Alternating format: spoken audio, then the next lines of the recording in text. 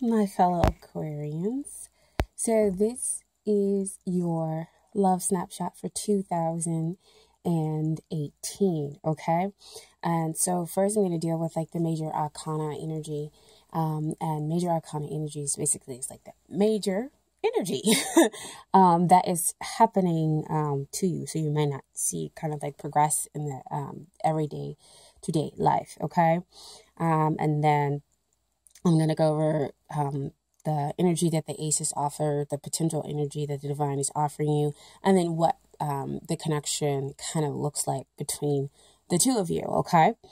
So first I want to start off with the past. And so in the past, we're talking about the past energy from 2017. And so from 2017, you've been dealing with death.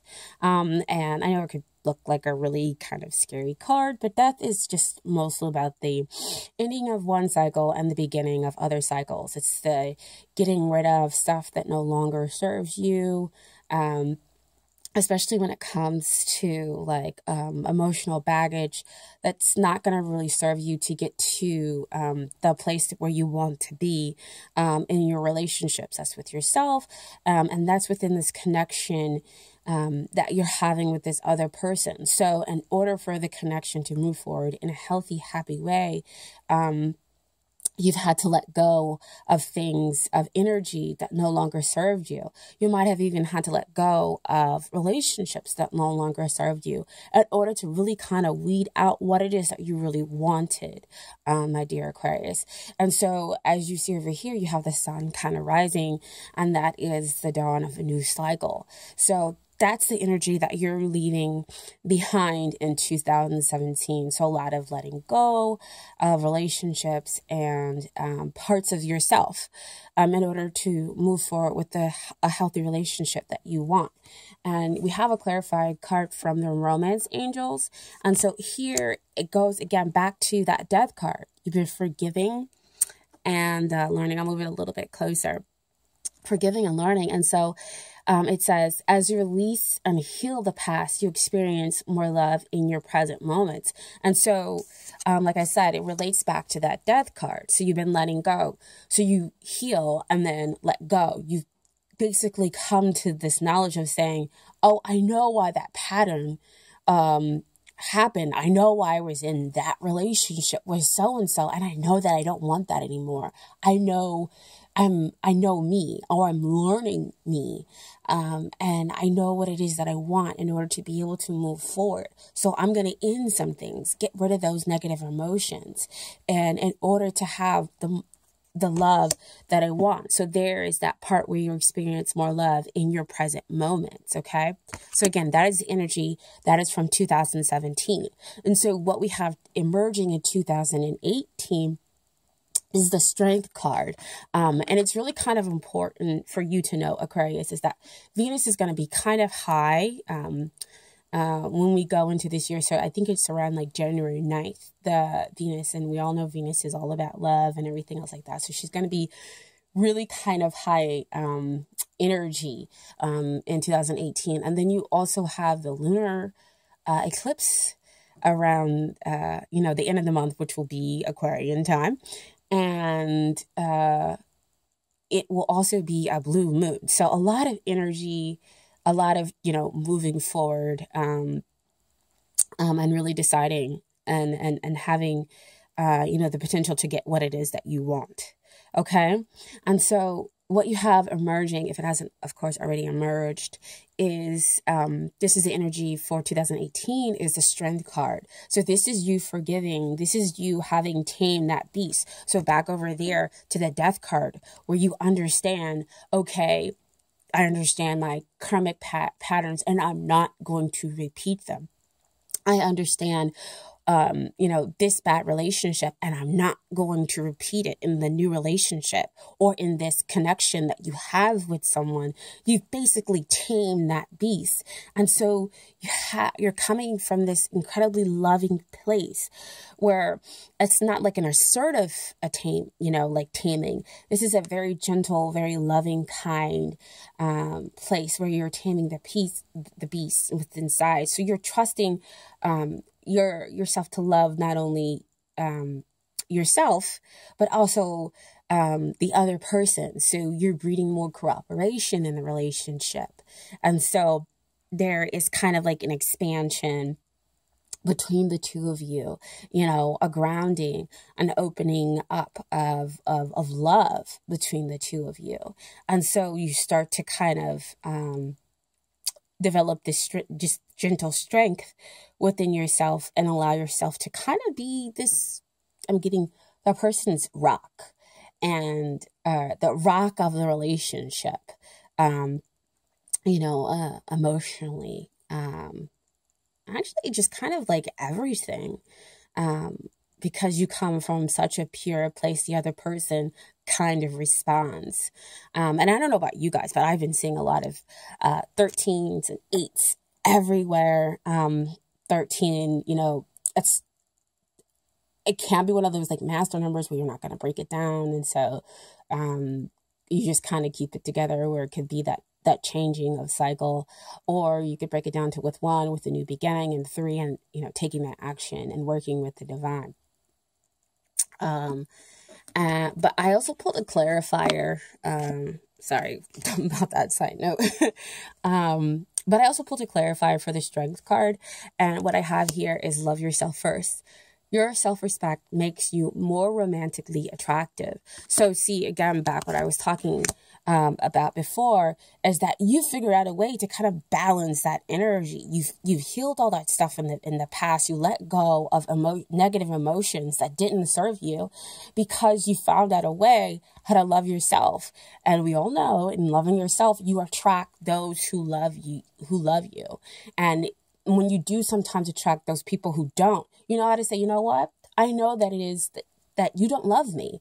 And so, or you're not going to love me the way that I want you to love me. And so you just, you know, kind of release them and go, hey, it's okay.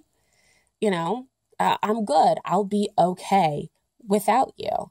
And then in turn, you'll be able to track that happy, healthy relationship where there is that cooperation, when there is that kind of back and forth that you would get out of having a soulmate, where there is that unconditional love, because you have unconditional love for yourself.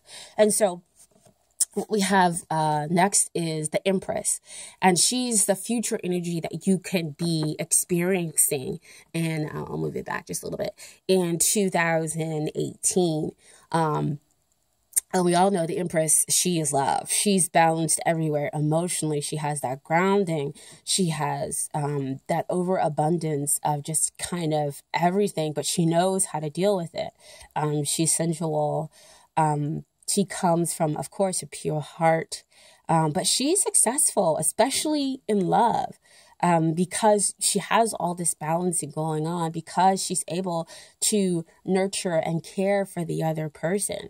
And so that's what you're going to get back in this relationship, is kind of, you give out this nurturing vibe that started over here with that strength card. And so you'll have that success that you wanted in love, and you'll be able to have your heart open and not be worrying about, well, I'm being a little too vulnerable. I can't be vulnerable like that, you know, because we Aquarians can sometimes be like, I'm not going to let you see my emotions, because then you might do something to hurt me, and then I'm going to have to cut you.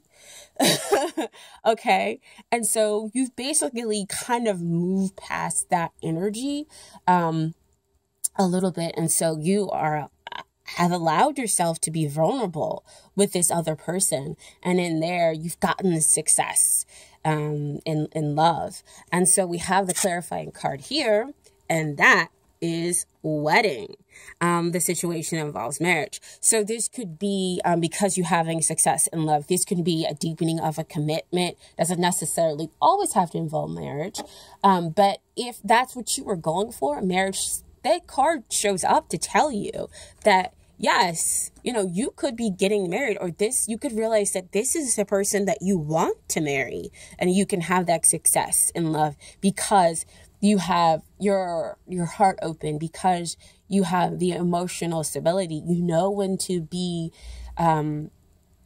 evolved emotionally, and what emotions to come out, so that it's not like, all that negative emotion kind of that comes out sometimes, you know, with Aquarians, when we feel like we might be rejected or we feel like things could be going wrong. We're just in a space to be like, you know what, I'm okay to be vulnerable. And there is a strength in me being vulnerable. And I can love the way that I want to love because I love me. I know I'm not going to make the wrong decision in my love life for me. And so what the divine is offering you as far as aces, and aces are all about, you know, new beginnings and what the divine is offering. And so first one I want to look at is the Ace of Swords. So this is like mental clarity. This is success that we're talking back over there with the Empress. But this, you know, has come after much adversity. This has come after cutting away and getting rid of stuff that, you know, just wasn't for you, which again goes back to that death card energy, back to that forgiving and learning. So you've had all that in the past, and now you're able to have this victory. Now you're able to have this clarity about yourself and about what you want in this relationship. And so we also have the little fire symbols down there, which relate back to the Six of Wands. So again, victory and success, possibly having the man or woman of your dreams, which could lead to the reason why you go get married, or possibly have a deepening of a committed relationship in 2018. Okay, and then the other ace that shows up is Ace of Pentacles, and Ace of Pentacles talks about, you know, the past, all those past difficulties. Again, you know, just getting that stuff kind of fading away and you having a fresh new start with this person or with somebody new coming in. And there's a lot of grounded energy. Again, you have your heart open.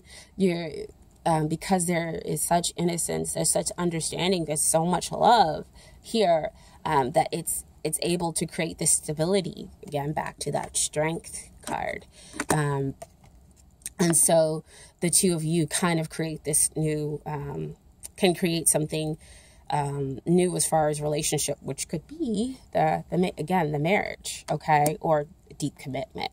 Now, as far as the energies that evolve within the couple in the relationship, I pulled out the court cards, and so I have here a Queen of Swords and the Queen of Wands. And so just so everybody, you know, gets reminded that even though the we have two queen cards here, the court cards are sexless. So, you know, it just means that somebody's taking on the energies of that court card. Okay. So we have here, of course, first the Queen of Swords, and this is you, my dear Aquarians, because we're talking about it always representing those air signs. So Aquarian, Libra, Gemini. So this message is pretty strong here for you, with you guys showing up in your own court, with your own court card showing up in this reading, okay? And so this reminds you, you know, to not detach from your feelings, to, yes, always gain the truth, but remember not to be so bluntly, and to remember all the things that you have done to get, you know, to this point in order to experience the love, and that you have a, you know, an emotional depth that is okay to kind of come out. Now, why I say it's okay to come out is not only based upon the Strength and the Empress cards and the Love Yourself First. It's also, this is a Queen of Wands, which typically means that it can represent a fire sign, which would be Sagittarius, Leo, or Aries. And we all know what happens with fire and air. Air fuels fire. Air likes that, you know, level of freedom, and so does fire. And so even though the two of you might not be of the same element, you get each other, you know, you completely complement each other, you know, and as an air sign, you're able to allow that fire sign to go higher, because again, they are going to be hard to pigeonhole if they're taking on this fire sign energy. But there is such a deep connection, especially a spiritual one, when this card comes up, that, you know, you'll be okay, that they are going to go out there and do whatever that they do, because, you know, you're doing the same thing. But again, like I said, back to the communication that shows up with the Queen of Swords, that shows up with the Ace of Wands, is to make sure that you have clean communication between the two of you. Where you're like, look, fire sign or person who has a fire sign energy, I need some one-on-one time with you because, you know, it's important to me. And so you're able to just speak out in a way that's loving and gentle and kind in order to get your needs met. And not that, you know, you're taking time away from them. You just, you know what it is that you need and should be getting out of relationship. It should be reciprocal. Okay. And so again, the person could just be, they could be those signs, or they could just be taking on that energy as those signs. So this is just a quick snapshot of what 2018 could look like in your love life. Okay. So if it resonates, you know, take it. If it doesn't, of course, leave it. I will be having other videos to come out, and you can check out those videos for your messages there, or maybe you have more messages in the other videos as well. Okay. So I really, again, appreciate all of the subscriptions. You guys just kind of blew me away. I was not expecting all the subscriptions at all, especially in about a month that I've been on. So that's absolutely wonderful. And I appreciate, again, of course, all the likes. Okay. And I will see you guys for the Is He or She Your Soulmate January edition. Okay. So you guys, my dear Aquarians, have a great new year. And, you know, just think about all these energies if you haven't made your New Year's resolutions. Okay. All right. I love you guys. Bye.